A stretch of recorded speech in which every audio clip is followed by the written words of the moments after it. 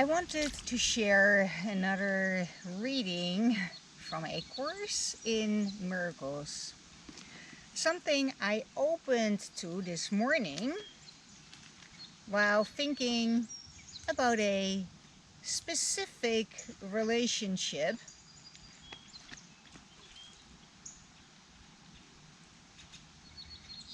It is from chapter 17, Forgiveness and the Holy Relationship. And it is whatever sub-chapter 5, the healed relationship. The holy relationship is the expression of the holy instant in living in this world. Like everything about salvation, the holy instant is a practical device witnessed to by its results. The holy instant never fails. The experience of it is always felt. Yet without expression, it is not remembered. The holy relationship is a constant reminder of the experience in which the relationship became what it is. And as the unholy relationship is a continuing hymn of hate and praise of its maker, so is the holy relationship a happy song of praise to the Redeemer of relationships. The holy relationship, a major step toward the perception of the real world, is learned. It is the old unholy relationship transformed and seen anew. The holy relationship is a phenomenal teaching accomplishment. In all its aspects, as it begins, develops, and becomes accomplished, it represents the reversal of the unholy relationship. Be comforted in this. The only difficult phase is the beginning. For here, the goal of the relationship is abruptly shifted to the exact opposite of what it was. This is the first result of offering the relationship to the Holy Spirit to use for His purposes. This invitation is accepted immediately, and the Holy Spirit wastes no time in introducing the practical results of asking Him to enter. At once, His goal replaces yours. This is accomplished very rapidly, but it makes the relationship seem disturbed, disjunctive, and even quite distressing. The reason is quite clear, for the relationship as it is out of line with its own goal and clearly unsuited to the purpose that has been accepted for it. In its unholy condition, your goal was all that seemed to give it meaning. Now it seems to make no sense. Many relationships have been broken off at this point, and the pursuit of the old goal re-established in another relationship. For once the unholy relationship has accepted the goal of holiness, it can never again be what it was. The temptation of the ego becomes extremely intense with this shift in goals. For the relationship has not as yet been changed sufficiently to make its former goal completely without attraction, and its structure is quote-unquote threatened by the recognition of its inappropriateness for meeting its new purpose. The conflict between the goal and the structure of the relationship is so apparent that they cannot coexist. Yet now the goal will not be changed.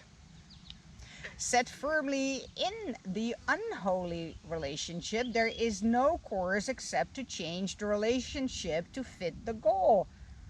Until this happy solution is seen and accepted as the only way out of the conflict, the relationship may seem to be severely strained. It would not be kinder to shift the goal more slowly, for the contrast would be obscured, and the ego given time to reinterpret each slow step according to its liking. Only a radical shift in purpose could induce a complete change of mind about what the whole relationship is for. As this change develops and is finally accomplished, it grows increasingly beneficent and joyous. But at the beginning, the situation is experienced as very precarious. A relationship undertaken by two individuals for their unholy purposes suddenly has holiness for its goal. As these two complete their relationship from the point of view of this new purpose, they are inevitably appalled. Okay then.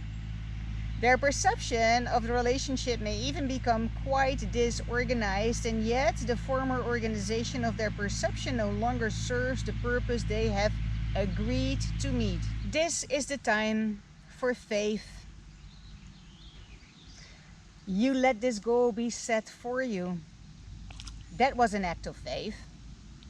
Do not abandon faith now that the rewards of faith are being introduced. If you believed the Holy Spirit was there to accept the relationship, why would you now not still believe that He is there to purify what He has taken under His guidance? Have faith in your brother in what but seems to be a trying time. The goal is set, and your relationship has sanity as its purpose. For now you find yourself in an insane relationship, bonkers, recognized as such in the light of its goal. Now the ego counsels thus: substitute for this another relationship to which your former goal was quite appropriate. You can escape from your distress only by getting rid of your brother. You need not part entirely if you choose not to do so, but you must exclude major areas of fantasy from your brother to save your sanity. Hear this not now. Wait. Hear not this now. Hear not this now. Have faith in Him who answered you. He heard. Has He not been very explicit in His answer? You are not now wholly insane. I'm no longer a complete idiot. There's some parts missing. Can you deny that He has given you a most explicit statement? Now He asks for faith a little longer, even in bewilderment. For this will go, and you will see the justification for your faith emerge to bring you shining conviction. Not a conviction, I hope. Not a conviction, but shining conviction. Abandon him not now, nor your brother. This relationship has been reborn as holy. Accept with gladness what you do not understand, and let it be explained to you as you perceive its purpose work in it to make it holy. You will find many opportunities to blame your brother for the quote-unquote failure of your relationship, for it will seem at times to have no purpose. A sense of aimlessness will come to haunt you and to remind you of all the ways you once sought for satisfaction and thought you found it. Forget not now the misery you really found, and do not breathe life into your failing ego. For your relationship has not been disrupted, it has been saved. You are very new in the ways of salvation and think you have lost your way. Your way is lost. But think not this is loss. In your newness, remember that you and your brother have started again together. And take his hand to walk together along a road far more familiar than you now believe. Is it not certain that you will remember a goal unchanged throughout eternity? For you have chosen but the goal of God, from which your true intent was never absent. Throughout, the sonship is the song of freedom heard in joyous echo of your choice. You have joined with many in the holy instant, and they have joined with you. Think not your choice will leave you comfortless, for God Himself has blessed your holy relationship. Join in His blessing and withhold not yours upon it. For all it needs now is your blessing, that you may see that in it rests salvation. Condemn salvation not, for it has come to you, and welcome it together, for it has come to join you and your brother together in a relationship in which all the sonship is together blessed. You undertook together to invite the Holy Spirit into your relationship. He could not have entered otherwise. Although you have made many mistakes since then, you have also made enormous efforts to help Him do His work. And He has not been lacking in appreciation for all you have done for Him, nor does He see the mistakes at all. Have you been similarly grateful to your brother?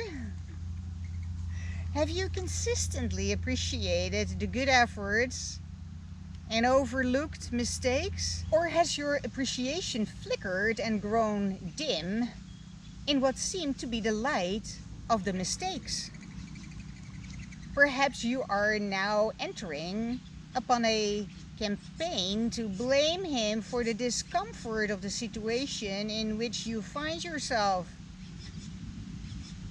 And by this lack of thanks and gratitude, you make yourself unable to express the holy instant and thus lose sight of it. The experience of an instant, however compelling it may be, is easily forgotten if you allow time to close over it. It must be kept shining and gracious in your awareness of time, but not concealed within it. The instant remains, but where are you?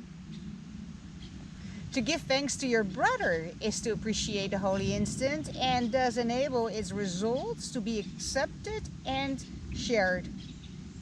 To attack your brother is not to lose the instant, but to make it powerless in its effects.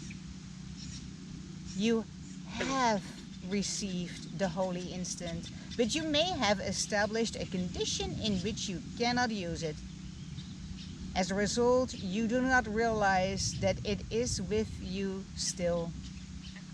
And by cutting yourself off from its expression, you have denied yourself its benefit. You reinforce this every time you attack your brother.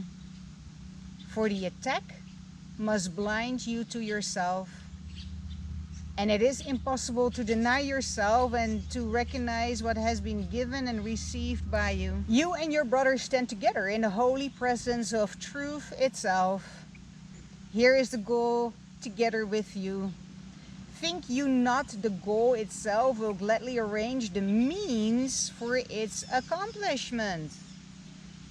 It is just the same discrepancy between the purpose that has been accepted and the means as they stand now, which seems to make you suffer, but which makes heaven glad.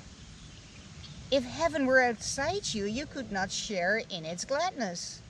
Yet, because it is within, the gladness too is yours. You are joined in purpose, but remain still separate and divided on the means. Yet the goal is fixed, firm, and unalterable, and the means will surely fall in place because the goal is sure. And you will share the gladness of the sonship that it is so. As you begin to recognize and accept the gifts you have so freely given to your brother, you will also accept the effects of the holy instant and use them to correct all your mistakes and free you from their results. And learning this, you will have also learned how to release all the sonship and offer it in gladness and thanksgiving to Him who gave you your release and who would extend it through you.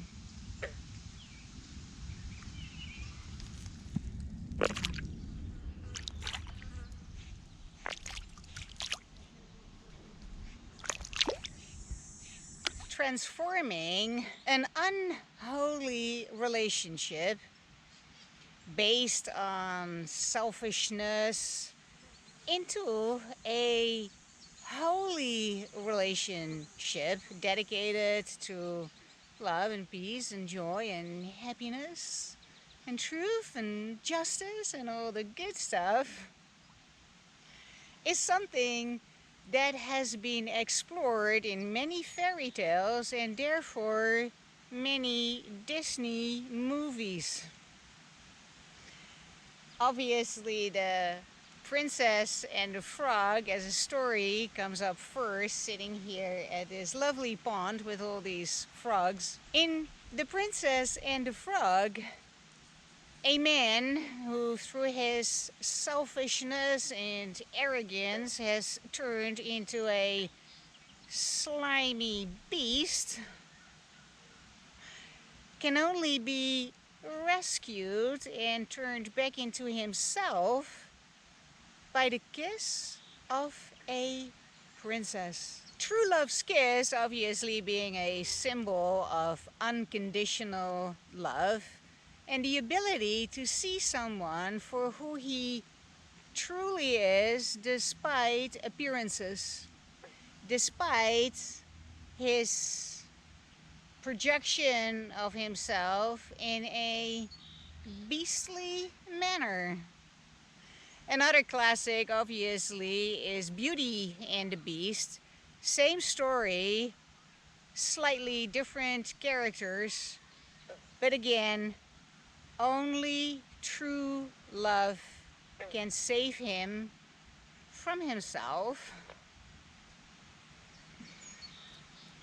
This true love's kiss doesn't necessarily have to be romantic. A modern version of turning a beast back into a human being is the animated, I think it's a Pixar movie, Brave. The relationship between a mother and a daughter gets twisted and becomes unholy. A pile of expectations and demands and misunderstandings are mixed into the relationship, which makes the relationship difficult, strained, conflicted, and even falls apart.